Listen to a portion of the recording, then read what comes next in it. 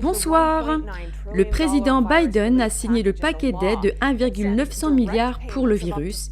Il est prévu que la plupart des Américains recevront directement jusqu'à 1 400 $. 20 milliards seront consacrés aux efforts pour la vaccination. Biden a rempli sa priorité numéro 1 en tant que président, envoyer de l'aide aux Américains avec son paquet d'aide gargantuesque qui est perçu comme la première victoire majeure de son administration. Cette législation historique est sur le point de reconstruire la colonne vertébrale de ce pays, en donnant au peuple, aux travailleurs, la classe moyenne, les gens qui ont construit ce pays, une chance de se battre. Voilà son essence. Le plan d'aide prolonge l'allocation supplémentaire d'assurance chômage de 300 $ par semaine. Il actualise également le crédit d'impôt annuel de 3 000 $ pour les enfants jusqu'à l'année fiscale 2021.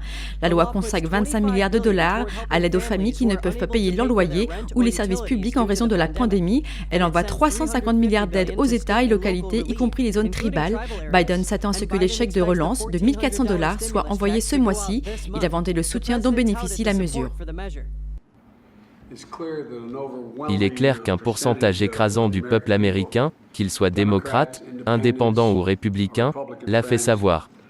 Le peuple a clairement fait savoir qu'il soutient fortement le plan de sauvetage américain. Les démocrates ont adopté le projet de loi par réconciliation budgétaire sans le moindre vote républicain et un sondage montre que 2 Américains sur 3 sont favorables au plan d'aide. Il a bénéficié d'un énorme soutien des électeurs démocrates, mais la plupart des républicains s'y sont opposés. Les républicains disent que le plan de sauvetage de Biden est excessif et du gaspillage. Ils ont tiré la sonnette d'alarme sur le fait qu'il pourrait faire grimper la dette nationale à des niveaux dangereux. Elle s'élève déjà à près de 28 trillions. Mais qui paiera pour tout ça? Selon le journal Fortune, ce paquet pourrait coûter plus de 1 700 $ par an pour les Américains de plus de 25 ans pendant un moment. Ce serait le résultat d'une hausse des taxes ou une inflation plus élevée. Mais dans un futur proche, pendant la crise, le paquet rend l'accès aux soins plus facile et accorde des crédits d'impôt supplémentaires pour aider les entrepreneurs à garder leurs employés. Voilà déjà une année que l'Organisation mondiale de la santé a déclaré la pandémie, déclenchant des confinements à travers le monde. Le président Biden s'est adressé à la nation pour son premier discours en prime time hier soir aux États-Unis.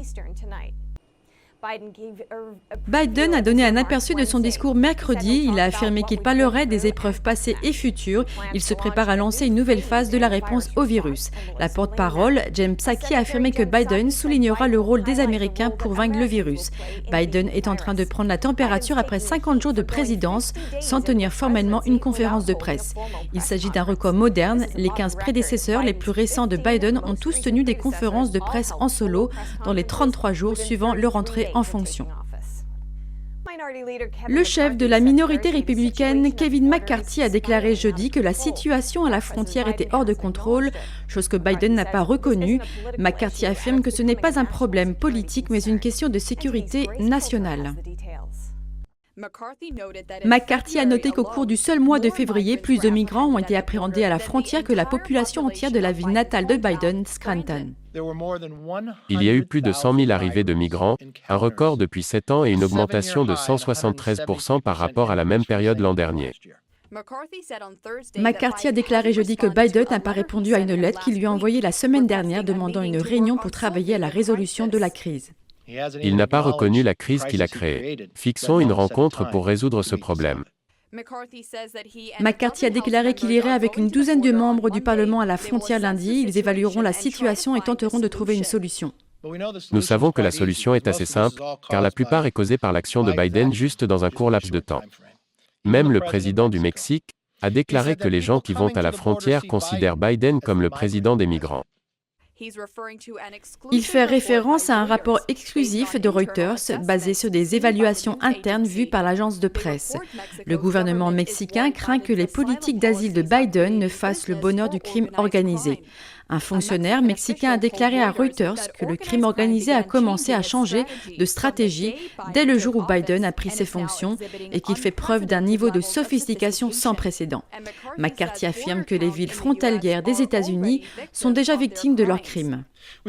Nous avons parlé au maire d'Uvalde, Don McLaughlin, qui a dit que les installations sont bondées. La patrouille aux frontières est obligée de relâcher les migrants en plein milieu de la ville. Les migrants sont parfois armés. Ces 2 dernières semaines, les écoles ont dû être fermées à cause de la présence de migrants armés. En janvier, plusieurs officiers ont été abattus, et cela ne concerne que cette seule communauté. Malgré cela, l'administration continue de s'opposer à ce que la situation soit qualifiée de crise. Au contraire, elle continue de la qualifier de défi. Mais mercredi, un responsable de la Maison-Blanche a accepté une certaine responsabilité. Nous avons déjà vu des vagues d'immigration. Les vagues ont tendance à répondre à l'espoir, et il y avait un espoir significatif pour une politique. Et cet espoir fait que les migrants viennent en masse, mais la Maison-Blanche a souligné que la frontière n'est pas ouverte et a découragé les traversées illégales. Un groupe de législateurs de l'Arizona demande à l'administration Biden de prendre des mesures urgentes contre ce qu'ils appellent l'escalade de la crise frontalière. Ils affirment qu'après plus d'1 an de confinement dévastateur, les politiques d'immigration du président risquent de réduire à néant le dur labeur et les sacrifices des Américains. Mark Finchem, député de l'État, déclare que les habitants de l'Arizona sont indignés par ce qu'ils appellent l'application sélective de la politique de santé publique. Il fait référence aux immigrants illégaux qui traversent la frontière et sont relâchés aux États-Unis sans avoir été testés pour le virus ou sans avoir été mis en quarantaine. Si vous pensez que c'est une bonne politique, alors tout le travail que nous avons fait pour la santé publique au cours des 14 derniers mois, vous pourriez tout aussi bien le jeter à la poubelle, car tout ce pourquoi nous avons travaillé est maintenant compromis. Avec 3 autres députés de l'État, il exhorte le gouverneur de l'Arizona, Doug Ducey, à suivre l'exemple du gouverneur du Texas. Cela signifierait le déploiement de la garde nationale pour combattre l'escalade de la crise à la frontière et pour que le protocole de quarantaine de 14 jours soit appliqué à ceux qui entrent dans le pays. Il critique également l'administration Biden pour sa politique d'immigration. C'est absurde. Nous avons maintenant un président à la Maison-Blanche qui a littéralement ouvert les frontières à des gens qui viennent, montent dans un bus et sont envoyés à l'intérieur du pays. Ils ne restent pas tous en Arizona, mais ils traversent notre frontière. Au début du mois, des immigrés clandestins qui avaient franchi la frontière et avaient été relâchés aux États-Unis ont déclaré à une chaîne de télévision hispanophone, alors qu'ils attendaient dans une gare routière au Texas, qu'ils venaient d'être testés positifs au virus dans un centre de dépistage local et qu'ils espéraient monter directement dans les bus pour d'autres régions du pays. Certains ont dit qu'ils se dirigeaient vers le New Jersey, le Maryland et la Caroline du Nord. Le député Finchem affirme que cette situation est inquiétante pour ceux qui ont perdu leur entreprise et leur gagne-pain pendant la pandémie et qu'elle met en danger les Américains vulnérables. Si les communautés de couleur sont les plus à risque, pourquoi le président autorise-t-il des bus entiers de personnes susceptibles d'aller dans ces communautés, sans être mises en quarantaine, sans être vaccinées, sans même être testées? Dans la ville frontalière de San Luis, en Arizona, les associations à but non lucratif qui fournissent une aide aux demandeurs d'asile sont à court de ressources et d'abris. Une association a déclaré qu'il faisait appel aux églises et aux centres sociaux pour obtenir plus d'aide. Mais beaucoup sont fermés en raison de la pandémie. Ils ne sont pas les seuls à appeler à l'aide. Le ministère de la Sécurité intérieure fait appel aux volontaires de ces agences pour aider à la frontière. Lundi, il activera la Volunteer Force pour aider à faire face à cet afflux important. 11 États souhaitent que la Cour suprême révise une politique migratoire de l'ère Trump sur les frais publics. La coalition dirigée par le procureur général de l'Arizona, Mark Norvich, a déposé une requête au tribunal après que l'administration Biden ait demandé à la Cour suprême de l'abandonner. Cette politique migratoire requiert que les non-citoyens puissent subvenir à leurs besoins financiers afin de devenir des citoyens américains légaux ou obtenir une green card. L'administration Trump interprétait le terme de charge publique plus largement en incluant les non-citoyens qui bénéficient d'aide du gouvernement, comme pour la santé ou la nourriture, pour plus de 12 mois sur une période de 3 ans. Dans un tweet, Norvich explique que la loi sur les frais publics s'assure que les rares programmes d'aide gouvernementaux ne sont pas encore plus sollicités. Son action en justice indique également que l'invalidation de la loi sur les frais publics coûtera aux États-Unis plus d'1 milliard de dollars par an. L'administration Biden a ordonné une révision de la loi sur les frais publics en février, mais a demandé le rejet de l'affaire le 9 mars. Dans le cadre d'un retrait progressif apparent, le chef de la sécurité intérieure, Alejandro Mayorkas, a déclaré que son département avait cessé d'appliquer la règle de 2019. Dans une déclaration, North Beach a qualifié ce rejet de capitulation stratégique de la part de l'administration Biden. Si la requête est acceptée, les États peuvent demander à la Cour suprême de réexaminer l'affaire une nouvelle fois. Hong Kong se rapproche un peu plus de l'emprise du Parti communiste chinois après que le parti ait décidé de réformer le système électoral de Hong Kong.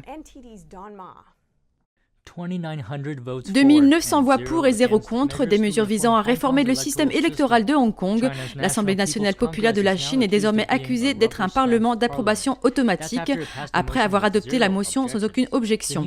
Les nouvelles mesures électorales garantissent que les fonctionnaires de la ville soient des patriotes approuvés par Pékin, c'est-à-dire des personnes fidèles au PCC. Selon certains, ces mesures pourraient également conduire à l'élimination de l'opposition politique au sein du gouvernement de Hong Kong. Ces changements renforcent encore l'emprise de Pékin sur Hong Kong. Ils font suite à l'adoption l'année dernière d'une loi radicale sur la sécurité nationale de la ville. Certains critiques ont même déclaré que la démocratie à Hong Kong était terminée. Ted Hui, ancien politique de Hong Kong, affirme que la ville est désormais un simple centre de détention. Parce que Hong Kong est un grand centre de détention, maintenant tous ceux qui s'expriment seront supprimés et jetés en prison. Il a expliqué qu'aujourd'hui, la seule façon pour Hong Kong d'échapper à sa situation actuelle est d'obtenir un soutien international. Une nouvelle législation permet à Pékin d'effectuer des vérifications politiques sur les candidats. Il s'agit donc d'une élimination totale de la participation politique de tout démocrate ou dissident. Il est donc difficile de descendre dans la rue. Parce que, avec la loi sur la sécurité nationale, la police ne peut qu'arrêter les gens et les envoyer en prison très facilement. Et c'est imprudent de prendre ce risque. Il ne nous reste donc plus que le lobbying international. Pékin qualifie souvent l'implication des autres pays à Hong Kong d'ingérence dans ses affaires intérieures, mais Hui voit les choses différemment. Je pense que toutes les questions relatives aux droits de l'homme et à la répression des manifestants et pour la brutalité policière, ces questions sont universelles car elles impliquent des valeurs universelles. Donc, toutes les nations et tous les citoyens du monde ont le droit de s'élever contre cela. Hui a fui à Hong Kong au milieu de la répression de Pékin. Le gouvernement australien lui a accordé une autorisation de voyage pour visiter le pays. Cette visite s'inscrit dans le cadre d'une tournée mondiale visant à obtenir un soutien pour une action plus ferme contre le régime chinois. La garde nationale reste à Washington pour 2 mois de plus. Les leaders républicains affirment que les troupes ne sont plus nécessaires pour protéger la capitale. Le sénateur Mitch McConnell estime que les mesures de sécurité supplémentaires sont inutiles. J'ai vérifié tôt ce matin. Il n'y a pas de menace sérieuse contre le Capitole. Il affirme que c'est une surréaction. Le sénateur James Inhofe qualifie la présence des troupes de scandaleuse. Les républicains disent que personne ne peut justifier de la présence des troupes. La maire de Washington, une démocrate, dit qu'elle pensait que les troupes allaient rentrer chez elle. Elle ne sait pas pourquoi ils restent. John Kirby, un porte-parole du Pentagone, dit que la police de la capitale demande de l'aide. Il dit qu'ils ont besoin de ce soutien, mais ne précise pas pourquoi. Ils ont un besoin légitime pour une certaine assistance pendant une période qui est assez incertaine en ce moment. Je ne vais pas parler de menaces spécifiques. McConnell compare l'aspect de la capitale à une zone de guerre. Avec tous ces fils barbelés autour du complexe, ça me rappelle ma dernière visite à Kaboul. Il dit que la scène crée une mauvaise image pour l'Amérique. C'est terrible d'avoir le modèle de notre démocratie entouré de fils barbelés et de troupes de la garde nationale. Kirby reconnaît que les gens n'aiment pas voir des militaires au Capitole, mais il dit qu'ils ne peuvent pas prendre de décision en matière de sécurité en se basant sur l'apparence des choses. Les effectifs ont été réduits de moitié. 2300 membres resteront au Capitole jusqu'à la mi-mai. Kirby dit qu'ils décideront alors si les troupes sont encore nécessaires. Un groupe de membres du Congrès du Michigan a servi des repas mercredi à Washington, aux gardes nationaux de leur État. Il s'agit de dire « merci ». Nous avons un quart des troupes ici, la plupart des gens ne réalisent pas. Ces hommes et ces femmes sont ici depuis janvier, et ils nous protègent, et nous leur en sommes très reconnaissants. Nous ne le prenons pas pour acquis. Debbie Dingell, une démocrate du Michigan, a déclaré que leur initiative de servir de la nourriture aux troupes était une preuve de soutien.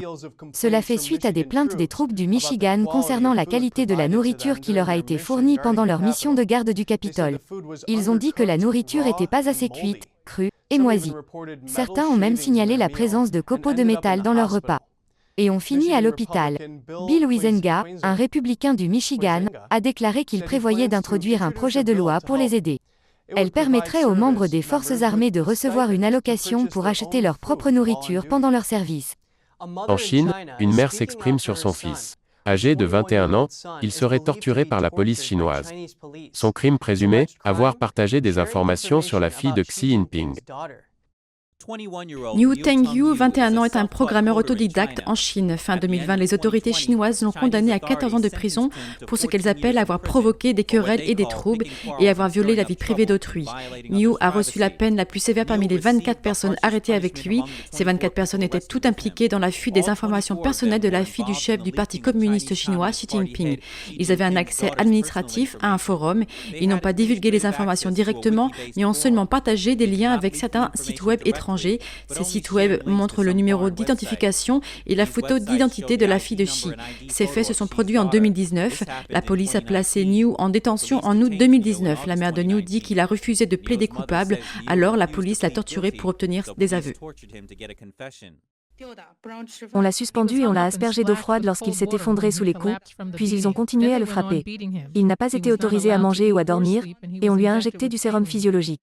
Pire encore, un policier du nom de Chen a déshabillé mon fils, l'a insulté personnellement et a tenu des propos obscènes à son égard. Dans une note manuscrite récemment rendue publique, Niu a déclaré que la police l'avait forcé à avouer des crimes qu'il n'avait pas commis. Pour cela, ils lui ont fait écrire ses prétendus crimes sur plusieurs centaines de feuilles de papier. S'il n'avait pas fini d'écrire dans le délai imparti, il était battu et privé de sommeil. Il a écrit que pendant une période de 40 jours, entre décembre 2019 et janvier 2020, il n'a pas dormi tout au plus de 30 heures. Les avocats de Niu ont dit à sa mère, après lui avoir rendu visite, que les agents avaient utilisé un briquet pour brûler ses parties intimes. Un policier a également enregistré les séances de torture et leur a créé un dossier afin d'insulter Niu. Ils ont fait tout cela pour le forcer à avouer. L'avocat m'a dit qu'il avait vu des brûlures de cigarettes sur le bras de mon fils. Et ils lui ont injecté des substances inconnues dans les pieds, ce qui a provoqué du pus. Mon fils a dit à l'avocat de ne pas me le dire, il ne voulait pas que j'aie peur. C'est ce que le premier avocat m'a dit. La mère de Niu a dû changer 6 fois d'avocat pour défendre son fils. Les 5 premiers ont abandonné l'affaire après que les autorités ont menacé de leur retirer leur licence. La mère de Niu a également reçu des menaces de mort pour avoir parlé en faveur de son fils. La mère de Niu dit aussi qu'elle souffre d'une détérioration de sa vue et de problèmes cardiaques. Cela dit au fait qu'elle s'inquiète pour son fils. Malgré ces difficultés, elle affirme qu'elle restera forte et dira au monde entier ce que la police chinoise a fait à son fils. Elle dit que le ciel me vienne en aide pour que je puisse vivre jusqu'au jour où je pourrai revoir mon fils. Depuis le 1er février, la chaîne NTD TV vous propose chaque jour 1 heure de programme en français, accessible gratuitement sur les canaux suivants: Orange canal 548, Free 799, SFR 921 et Bouygues 802. La première diffusion est programmée à 20h avec une rediffusion le lendemain à 13h. Vous pouvez aussi retrouver toutes nos vidéos en vous rendant directement sur notre site internet ntdtv.fr.